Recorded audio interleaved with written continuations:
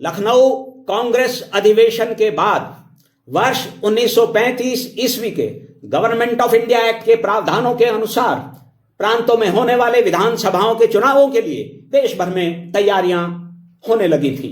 इसलिए अगले वर्ष अर्थात 1937 ईस्वी के लिए कांग्रेस का अधिवेशन वर्ष 1936 ईस्वी के दिसंबर माह में ही फैजपुर महाराष्ट्र में पंडित जवाहरलाल नेहरू की अध्यक्षता में आयोजित हुआ।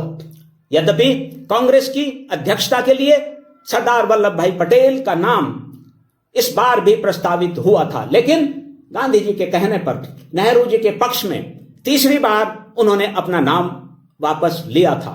इस समय तक नेहरू जी कांग्रेस और गांधी जी के दृष्टिकोण से भिन्न साम्यवाद से प्रभावित अपना समाजवादी विचार बना चुके थे। उन्होंने चुनाव से पूर्व स्वयं एक वक्तव्य जारी करके यह कहा था कि वे एक ऐसे पृथक दृष्टिकोण में विश्वास करते हैं। तब भी गांधी जी की वरीयता नेहरू जी के लिए ही रही थी।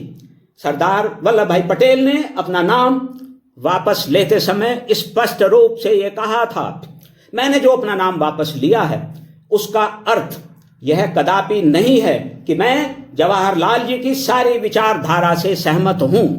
कांग्रेस जन ये भली भांति जानते हैं कि महत्वपूर्ण बातों में हम दोनों के मध्य मतभेद हैं।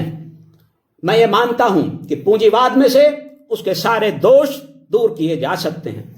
अपनी निष्ठा के प्रति तर्कसंगत और सच्चे कांग्रेसियों को इस बात की संभावना में विश्वास रखना चाहिए कि जो निर्दयता पूर्वक जनता का शोषण कर रहे हैं उनको प्रेम से अपनाया भी जा सकता है।